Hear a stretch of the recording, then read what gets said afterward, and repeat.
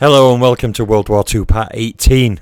In Part 17 we were covering the very successful initial German offensive into Russia, codenamed Operation Barbarossa, and the rapid advances the German army made, the massive encirclements they produced, which resulted in 70 of the 143 Russian divisions being left by the time of the German offensive towards Moscow.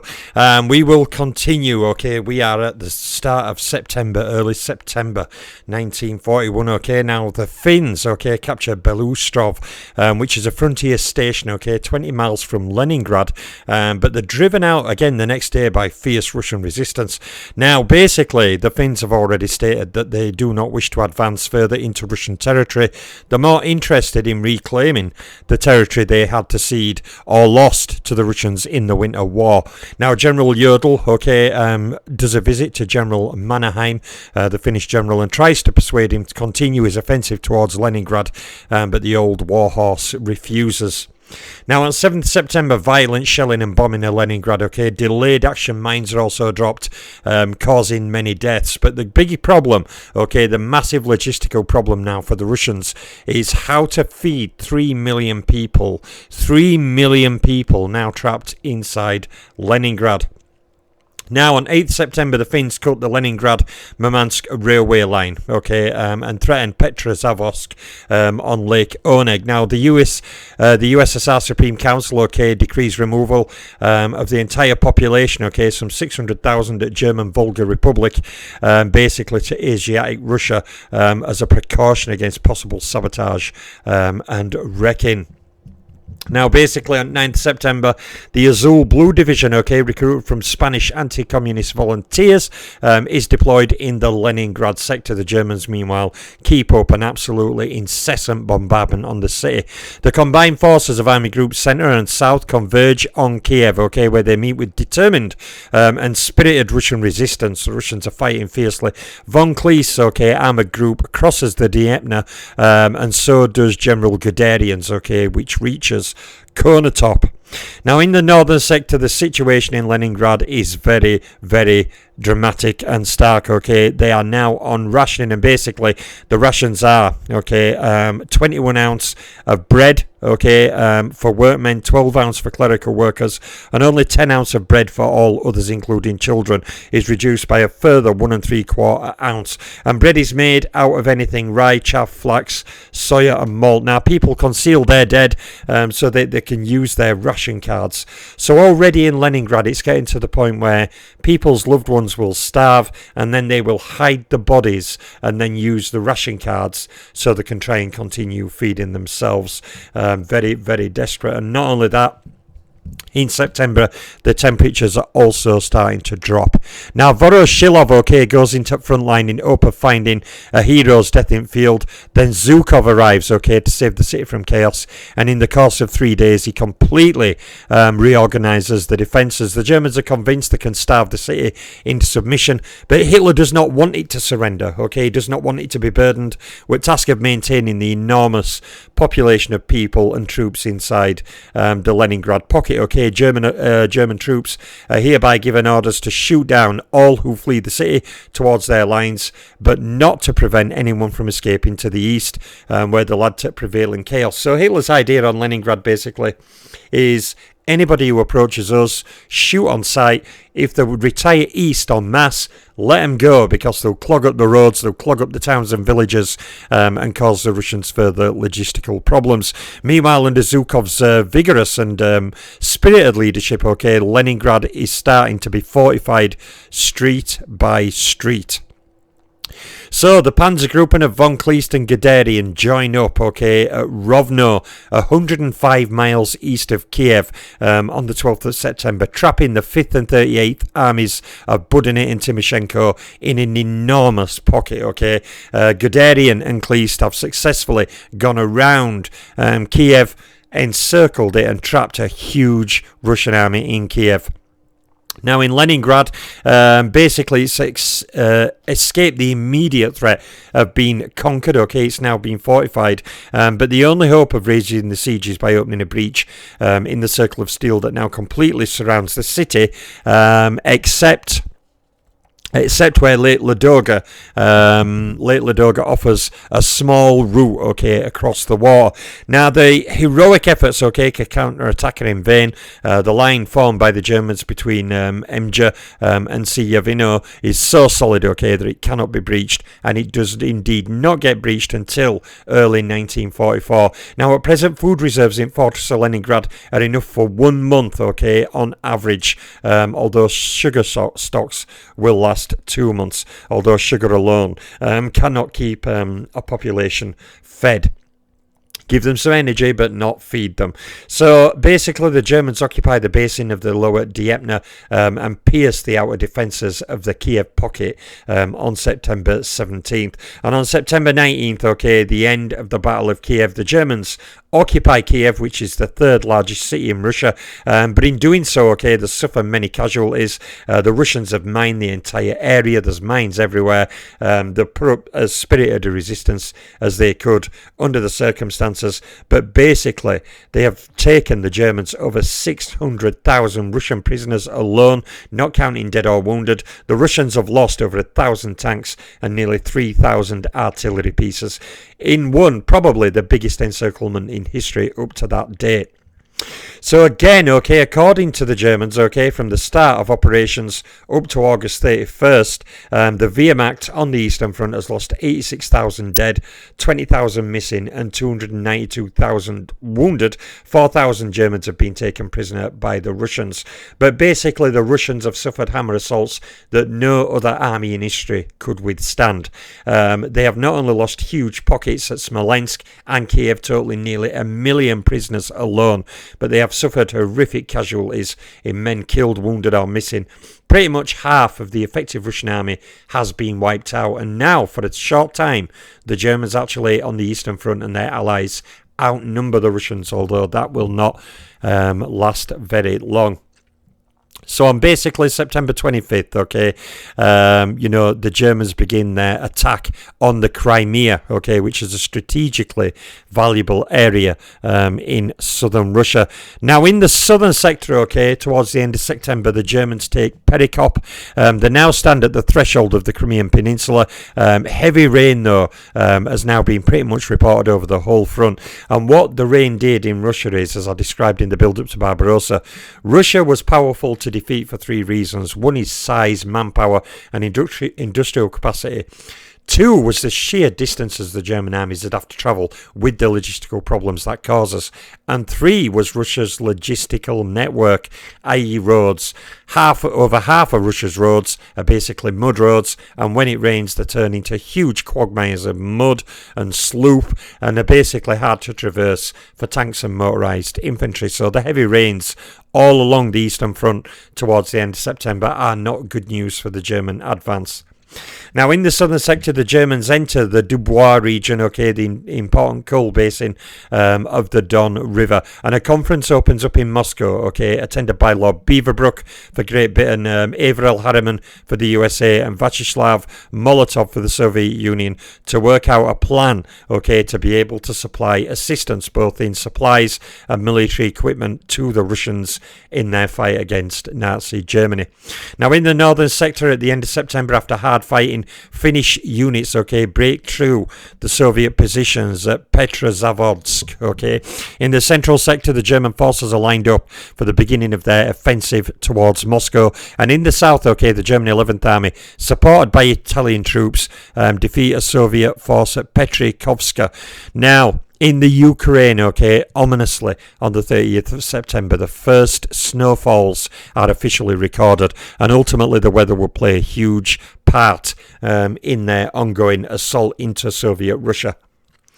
So on the 2nd of October, okay, Hitler's taken stock, he's reorganised his armies, and thus Hitler launches Operation Typhoon, which is the official assault on Moscow, covered on the map you can see by the green area.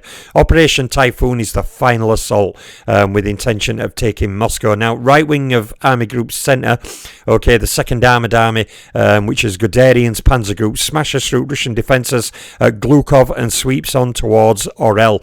Then suddenly turns north towards Tula, about 125 miles from Moscow. So Guderian's tanks are within 125 45 miles of Moscow. The 2nd Army and part of Guderian's army converge on Bryansk, and the 4th Army and the 4th Panzer Group under Hopner break through the right wing at Russian Western Front under Konev east of Roslav and advance on Vyazma, and the tanks of Hoth's 3rd Panzer Group converge on the same town. In the southern sector, the start of the Battle of the Sea of Azov. I always say Avov, not Azov. So basically on Hitler 3rd, okay, Hitler makes, announces that Russia has already been broken and will never rise again. And how sadly mistaken he is, because if there's one thing that Russians did have, as well as size and numbers, it is a dogged determination, to resist the Nazi invasion. Now, he tells the German people of the start the previous day of a great offensive on the Eastern Front. This is the attack on Moscow, Operation Typhoon, which will be the decisive push in the war against Soviet Russia. But Hitler really didn't have much acclaim to expect Russia to collapse, just like they didn't collapse, with many other major cities in Russia falling. Moscow was the major logistical chain in the entire Western USSR, logistical supply network via the railways that all cross through there, and by rivers and other things. But the Russians were unlikely to surrender Moscow without a bloody battle, and even if they took Moscow, the Russians, I do not believe, would have surrendered anyway. But the Wehrmacht's supreme effort fails in its aim. Although on the 9th of October, Otto Dietrich, head of Reich's press service, declares, "The struggle in the east is settled." How sadly mistaken he is. Now, in northern sector, okay, the Germans take the defences Azarko Selo, okay, which is now called Pushkin, near Leningrad. In the central sector, the Soviet front at Bryansk, defended by the 43rd, 3rd, 50th and 13th armies under command of Timoshenko, begins to crumble under the massive assault by the German forces. Two big pockets are formed north and south of Bryansk, while further north the third pocket is forming around Vyazma. In the southern sector, okay, the German Dniepropetrovsk bridgehead is strengthened. On October 4th, okay, in the central sector, exploiting success of Hopner's 4th Panzer Group, the armoured corps under Sturm assaults Vyazma. The Germans launch a two-pronged assault against Moscow. German army breaks through the line from Rizev to Vyazma and advance on Mosaic, okay, only 50 miles now from Moscow. So German tanks in the last few days have travelled 75 miles further and are now only 50 miles from Moscow. The German attack, though, is halted by the absolutely dogged resistance put up by the Russians. And 6 days later, okay, the Germans surround the town, advancing south towards Kaluga. So for nearly a week, dogged Soviet resistance, okay, holds them fairly at bay before the breakthrough. In southern sector, the 1st Panzer Group under von Kleist crosses the Dnieper and the Samara and reaches Berdyansk, okay, surrounding the Soviet 9th and 18th armies, in which over 100,000 Russians are taken prisoner in the latest mass encirclement and latest further hammer blow to the Russian forces. Now, fierce fighting continues over the whole front. Basically, the Russians have announced the evacuation of Orel, which is not far from Moscow. In the southern sector, the Germans reach Mariupol on the Sea of Azov. 7 Soviet divisions are surrounded, and in central sector, the advance of the big German mobile formations begins to be seriously held up by the rain and the mud. So within a week of Operation Typhoon being launched, the weather and the mud is now starting to have a direct impact on the German advance, who are pushed in some places to only 50 miles from Moscow. The Germans push forwards towards Moscow, okay. Fighting is particularly fierce at Vyazma, 140 miles west of Moscow, and Bryansk, okay, which is 220 miles southwest of Moscow. General Zhukov takes command of a new Soviet Western Front formed for the defense of Moscow, and Nikolai Bulganin is attached to him as political advisor. You see, now the Russian armies have been given political advisors over recent times, so they can better represent communist ideals in the army's actions in relation to fighting fascism. Now, Bryansk is evacuated by the Russians. Women and children start being moved from Moscow itself. In the central sector, the Germans take Kaluga, which is 100 miles southwest of Moscow, an important railway centre on the Moscow-Kiev line. Kiev, of course, has already fallen with that huge encirclement, but further taking of Soviet rail network again hampers their logistical operations. The Germans begin the liquidation, of the Soviet troops cut off in the Vyazma and Bryansk pockets, and the bulk of Timoshenko's forces are wiped out. And these pockets, when finished off, enclose nearly 700,000 prisoners alone. The Russian army is taking blow after blow after blow. Now, the Russians evacuate Vyazma. The Luftwaffe makes violent air raids on railway communications around Moscow. Pressure by army groups centre on Moscow continues, but the Russians defend the Mozhaysk line very vigorously. In central sector, German armoured forces take Kalinin, which is northwest of Moscow, and Moscow finally admits the positions on the Kalinin front has deteriorated for their forces. In the south, the Russians also evacuate Mariupol. So basically, a fateful day on 15th of October in Poland. The death penalty is prescribed for all Jews found outside the Jewish ghettos in an ominous, chilling order there. On October 16th, in southern sector, German and Romanian troops capture Odessa, after a 2-month siege. And in northern sector, the Germans take Vidal. Now, this is the day, of the Bolshoi drop, the Great Panic in Moscow. The people finally realise the Germans are at their gates or not far from them, and not on least of account of the reports of atrocities committed by the enemy through exaggerated and propaganda purposes, sometimes by the Russians themselves. All who can flee to the east. Many People's Commissars and all of the diplomatic corps are evacuated to Kubyshev, which is beyond the Volga. Disorder and looting now start to hit Moscow very badly. On October 17th, mopping up of the Vyazma and Bryansk pockets is completed with that huge prisoner haul. Basically, in the central sector, Mozhaysk, east of Moscow, one of key points in Soviet defense system, falls to Hopner's panzer group. The Russians, prior to the attack on Moscow, had built huge fortified lines around Moscow, extending out miles. You had a fortified line, extending out more, you had another fortified line, extending out more, you had another fortified line. The Russians had women, even some teenage children, men, every available person digging hundreds of miles of trenches, erecting hundreds of miles of barbed wire, building tank traps, you name it. The Germans are now fighting through it and starting to slowly punch through it. Now, Stalin lets it be known that he's still in Moscow. Stalin obviously is wanting to keep morale up, no doubt, of the troops, and he has issued a proclamation saying he is in Moscow, and Stalin says that Moscow will be defended to the last man. In the Army Group South sector, the German 11th Army takes Taganrog, which is on the Sea of Azov near Rostov. Now, pressure on Moscow continues without respite. The Germans advance to within 65 miles of the city, and the Russians throw all their available forces into the front line to fight and try and stem the German advance. Now, all looters and black marketeers are to be executed without trial in Moscow. Up to this date, the Russians have lost 600,000 square miles of territory, and now, under German occupation, are 65 million Russians in former Russian territory.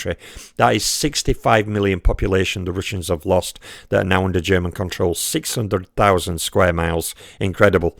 Now, according to German sources, only partly denied, the Russians have lost, over 3.2 million prisoners, besides hundreds of thousands dead and wounded. They have lost 19,000 tanks, 28,000 artillery pieces, an estimated 14,600 aircraft. And the thing about these German numbers, the Russians don't really deny these numbers, whereas many other numbers are denied. Now, some of this material has been destroyed and some has been captured, and still, thanks to fresh forces brought in from beyond the Urals and the tanks, they are feverishly turning out from factories in areas deeper inside Russia beyond Moscow. The Russians are still putting up a massive amount of resistance. They're building tanks, forming new divisions, bringing reserves from eastern Russia and flooding them into the front line. So as the Germans destroy Russian armies, more Russian troops are showing up. So basically, these new units and tanks are transported to other side of Urals. From the other side of Urals, the Russians have also employed a fierce scorched earth policy from the early days of invasion. So all these things are now starting to slow the Germans down, in conjunction with that bad logistical road network they have and the bad weather, the rain and the first snowfalls being reported. The T-34 and the other heavy Soviet tanks inflict heavy losses on the Germans. The wide tanks prevent them from sinking in the mud, whereas the German tanks often get stuck in the mud. Now in Moscow itself, 500,000 people, men and women, are mobilised and in record time construct a formidable ring of fortifications. They actually dig 5,000 miles of trenches and anti-tank ditches, putting up 185 miles of barbed wire and making barriers out of felled trees, similar to what they did before Smolensk. The attack is ferocious, and the Germans have again managed to punch through dogged resistance, form some huge encirclements and crush masses of Russian troops, but the Russians are still fighting and defending bravely. Marshal Timoshenko on October 23rd, takes over command on the southern front, where von Rundstedt's forces are making spectacular progress, because while Typhoon is being launched in the north, in the south the Germans are also making great progress. The German 6th Army, which will come to prominence at the end of 1942 for obvious reasons in the Battle of Stalingrad, and the 17th Armies carry out a brilliant turning manoeuvre to attack the Russian city of Kharkov. In the southern sector, following day, German forces actually get in and take Kharkov. Meanwhile, the 1st Panzer Group under von Kleist advances into the Donets Basin. Now, in Moscow, bit of fighting continues and deep snowfalls fall. But the first German offensive, against Moscow is exhausted, partly by tenacious Soviet resistance and partly by adverse weather conditions. So just over 3 weeks following the launch of Operation Typhoon, the German attack is starting to break down and come to a stuttering stop. In the southern sector, after 10 days of fierce fighting, the German 11th Army occupies the whole of the Crimea except for the fortress of Sevastopol. The whole industrial area of the southern Soviet Union is now in German hands. So the Russians have lost a huge industrial basin as well. And in the Moscow area, the Russians begin launching their counter-attack. But on October 28th, in the central sector, a final effort to smash the Moscow defences is launched. General Guderian's panzer forces launch an attack in the area between Tula and Serpukhov, south of Moscow. But the combination of mud and dogged Soviet resistance paralyses them and they make little headway. Now, northeast of Moscow, the Germans reach Volokholamsk, 75 miles from the Russian capital. Now, on October 29th, another fateful day for the Germans. The first divisions taken from the Russian Siberian reserves go into action against the Germans in the area of Borodino. So the first of the kind of mythical Russian winter soldiers, the Siberian divisions, go into action against the Germans before Moscow. Meanwhile, the Germans launch a massive air attack on Moscow. In the southern sector of the front, the siege of the fortress Sevastopol begins, and it will last 8 months. Moscow radio, meanwhile, admits that the town of Tula near Moscow is now in danger. On October 31st, the Luftwaffe carries out nearly 50 air raids on Moscow in one single day. In the extreme north of Finland, German mountain troops under General Dietl, but those come under the command of the Commander-in-Chief of Occupation Forces in Norway, General von Falkenhorst, make a thrust towards Murmansk, but are soon firmly checked by the Russians and held back. In central Finland, there are 2 German divisions in action, while Finnish troops are operating from the area of the Sala to the Karelian Isthmus, though their offensive thrust is becoming exhausted. Basically, the German attack everywhere is now starting to slow down as the Russian winter and fierce fighting and now Siberian divisions begin to enter the fray. In the southern sector, German forces take the town of Kursk, which will come to major prominence in 1943. Kursk is located north of Kharkov. While in northern sector, the Germans tried to take the whole southern shore of Lake Ladoga, including the railway junction of Volkhov. They failed to do so, but they do succeed in cutting the railway line from Leningrad to Vologda, okay, and march on Typhoon, about 110 miles east of Leningrad. So they are trying to fully cut off all rail networks to Leningrad to further make that area more harder for the Russians to survive, to try and break the Russians' will of those near 3 million people originally in Leningrad. So the 24th anniversary of October Revolution is celebrated in Moscow at an underground railway station. Now Stalin speaks in reassuring tones, as it is only to be expected. He minimises Soviet losses and exaggerates those of German losses, trying to convince the Russians they are winning when in fact they are not. The Russian army, like I said, has taken hammer blows that no other army in history would have survived. Now Stalin says and this gives you an idea, okay, of how severe Russian losses are, because Stalin underplays them. Stalin claims the Russians have lost 350,000 dead, 378,000 missing, and over 1 million wounded. Now he's underplaying those figures. When you add that to the 3 million plus prisoners the Germans have taken, you are looking at maybe 5-6 million casualties and prisoners already lost. Now also he says, okay, that while the German reserves are exhausted, and that is fairly true in some ways, those Russians are only just beginning to make their weight felt. Now that is a true statement, because the Germans are now getting bogged down. There's less fresh troops coming to the front. Meanwhile, the Siberian divisions and other divisions from eastern Russia are now reinforcing their lines. So it is partially true. But as I explained, Borodino, the first Siberian divisions, went into action only days before. So, they're not making the weight felt. They're just kind of getting to the front and starting to partake in the fighting. Now, basically, although ardent appeals to patriotic sentiment, okay, and to sacred union of Russians against the invader do not please all the party Puritans, they are necessary and effective. Stalin has to try and maintain the morale of his Russian command staff and the Russian people. In the central sector on November 7th, okay, during night, the Eastern Front freezes. Now, no longer held back by the mud, okay, the Germans prepare to resume their offensive against Moscow, but soon General Winter will be holding them up once more. You see, the roads that were turned into muddy quagmires initially slowed the Germans down, but with the big freeze came problems but also benefits. Initially with the big freeze, the German tanks and motorized formations could again begin their advance. The mud hardened up to where the German tanks could traverse it, but then one of the problems was the severe cold on the equipment. So where the German armies gained the benefit of suddenly regaining a large amount of the mobility, their equipment was then hit by the absolute freezing cold temperatures, going well below minus that they could on the Russian front. Now, the Lend-Lease Act, okay, with America and Britain is extended to USSR, okay, although in fact the USSR has been sending aid to Russians since September. Between the 1st of October 1941 and 31st of May 1945, the USA sends 2,000 ships to Soviet Union with nearly 15.5 million tons of foodstuffs, materials, trucks, but also some tanks and equipment to build chemical plants and locomotives.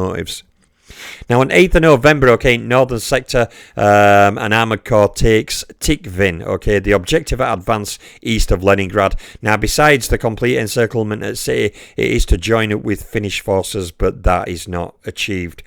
Now, on the Eastern Front, already convinced that Operation Barbarossa, which should have taken the Germans into the Volga itself, will not be completed now within the year, Hitler has come to accept the fact the Russian bear is not finished yet, and he lays down new objectives for his armies in Russia. Now, in the south, Hitler orders that von Rundstedt is to take Sevastopol and Rostov-on-Don, cross the river and take Maykop and the Cuban oil fields, which at the moment is not really viable.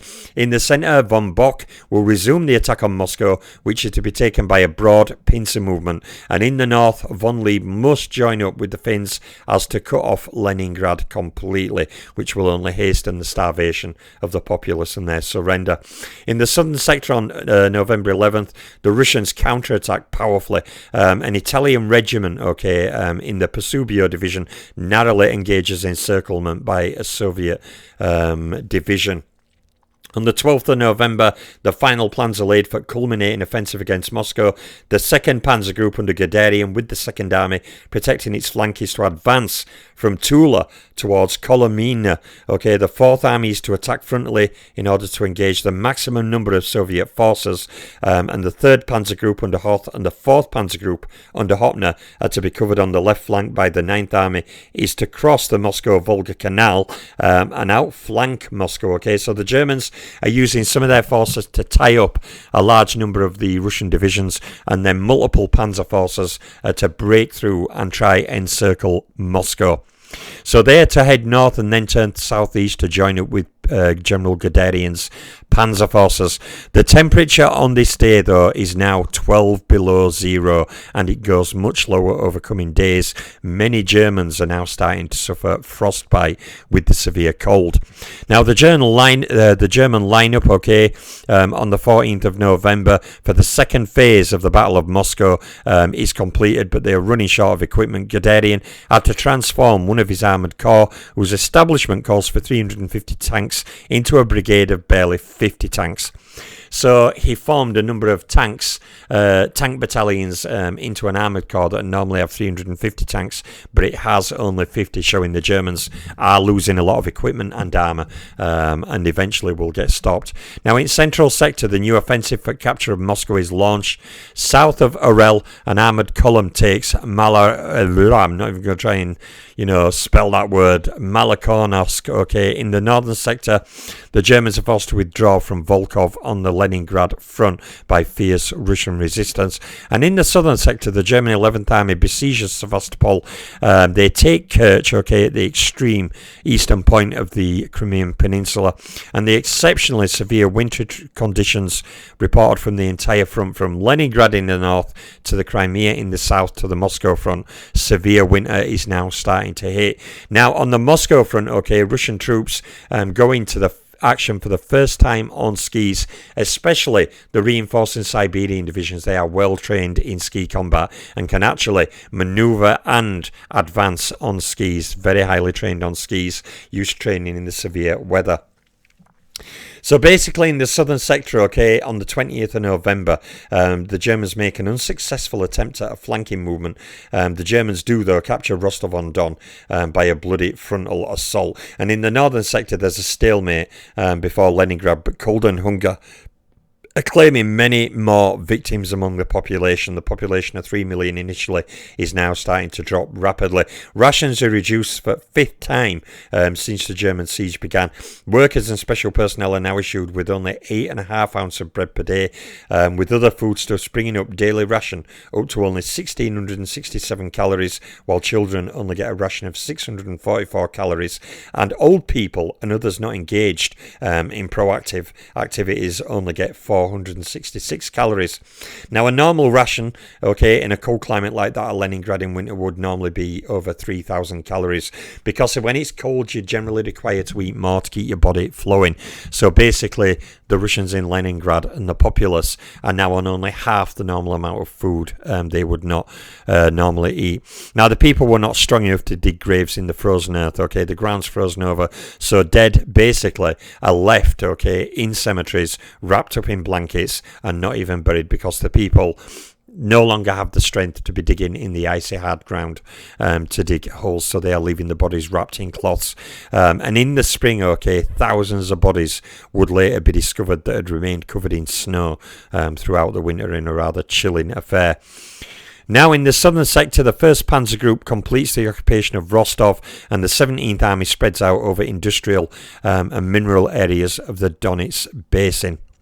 The German attack has just been fierce and has been non-stop, but the German assault is soon to come to an end on the Eastern Front. Now, on 23rd of November on Moscow Front, the units designated to cross the Moscow-Volga Canal capture Klin, and capture Istra. The last named is some only 30 miles from Moscow in a northwesterly region. Now, also on the Eastern Front in southern sector towards the end of November, the Soviet 37th Army and part of the Soviet 2nd Army launch a counterattack towards Rostov and the Crimea. Now, the Russians are disputing every yard at German advance on Moscow. In south, they recapture Taganrog and Rostov with a violent counteroffensive, threatening to surround the enemy forces. Von Rundstedt is forced to order his troops to retire behind the line of the river Mias. The German pressure on Moscow at the end of November takes the Panzer Group of Hoppner and Reinhardt beyond Klin to Dimitrov on the Moscow-Volga Canal, and Guderian's group cuts the railway between Tula and Moscow. The German losses on the Eastern Front are now totaling nearly 800,000 in killed, wounded and missing by this point. In Leningrad, 11,000 people have died from starvation in November alone, and in December this figure rises to 50,000+. At Christmas, thanks to a relative improvement in supply position, the bread ration for workers is increased from 8 ounce to 10.5 ounce. That for clerical and similar workers to 7 ounce a day. But it is still not enough, The Russians counterattack at Tula. Von Rishnu replaces von Rundstedt as Commander-in-Chief of Army Group South. Von Rundstedt has resigned because Hitler tried to cancel the general's order for a withdrawal from Rostov and Taganrog. Now, in central sector, the Germans are only 23.5 miles from Red Square at the terminus of a bush route. The Germans have reached a bush route only 23 miles from Moscow. At the start of December, Guderian, the moving spirit attack on Moscow, establishes his headquarters at Yasnaya Polyana, a village 4.5 miles south of Tula, the site of Tolstoy's house and tomb, which Soviet propaganda says has been profaned in a bid to try and spirit the Russian resistance up. In the south, the Russians attack von Kleist's rearguard as the main German forces retreats to Mariupol. The Finnish government proclaims the re-annexation of the territories ceded to previous Soviet offensive in the Winter War. So the Finns have reclaimed their territories and they are not really interested in going any further. In early December in northern sector, the Finns, who refused to take any further advances against Leningrad, take Hanko, the base at the entrance of the Gulf of Finland occupied by the Russians the previous year. In the central sector, Army Group Centre continues its pressure against Moscow, particularly in the area of Tula south at capital. But the next night brings the Great Frost. Temperatures drop to 35 below zero, minus 35. The tanks will not start as they've got no sufficient antifreeze in them. The guns will not fire, frozen and clogged up by the ice, and thousands of men are now suffering from frostbite. The Germans have made the mistake, as Zhukov observes, of wearing the correct size of boots, whereas over the past 2 centuries the Russians have learned to wear outsized boots in winter so they can stuff them with wool and straw and protect them from the cold. So whereas the Germans are wearing boots that fit their feet, the Russians wear boots a few sizes bigger so they can stuff wool, cotton, anything they can around their feet as insulation. The Germans are suffering heavily.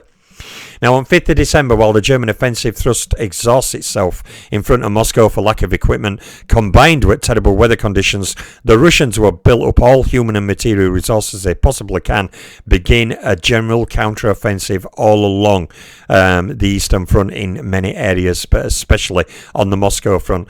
The Russians now throw 88 infantry and 15 cavalry divisions and 1,500 tanks and hurl themselves at the 67 German divisions guarding the Moscow front. The intention of the Russians is to break through the wings of Army Group Centre, to surround Army Group Centre and wipe it out. The Soviet cavalry is mown down, but the Russian tanks are plainly superior.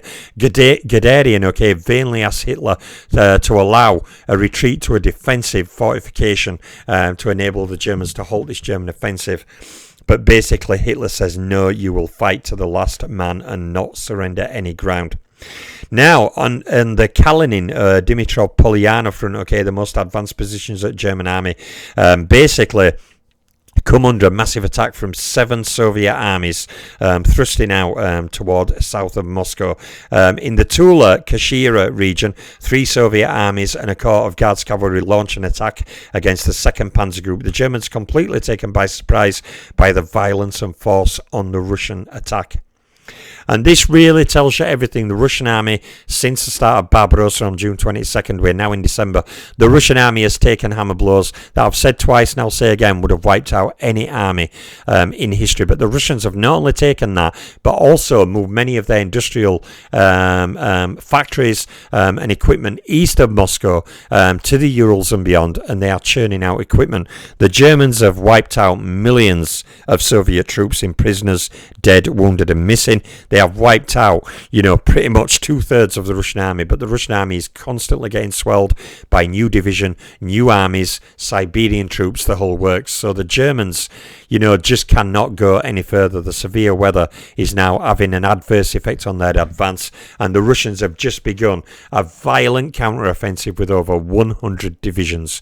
Okay, over 1.5 million men on the Russian side are now launching a massive counter-attack, and a large number of these troops are quite fresh, whereas the German equipment is freezing. Many of their tank brigades are short on numbers, not getting new tanks supplied to them, so the Germans have reached the end of their tether. And there ends part 18, the advance on Moscow. In part 19 we'll cover the rest of the Winter War up to the Great Thaw in March, and then I'll detail the rest of events in 1941 in further parts. There's part 18 of World War II. I'm out.